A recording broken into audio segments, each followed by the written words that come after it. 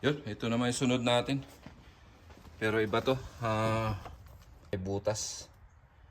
Kaya, i-ano natin yan. I-welding. Yun, ito yung butas niya oh. Yun oh. Butas siya oh, yun oh. Kaya i-welding natin yan. Tingnan natin yung ganyan. Yan. Para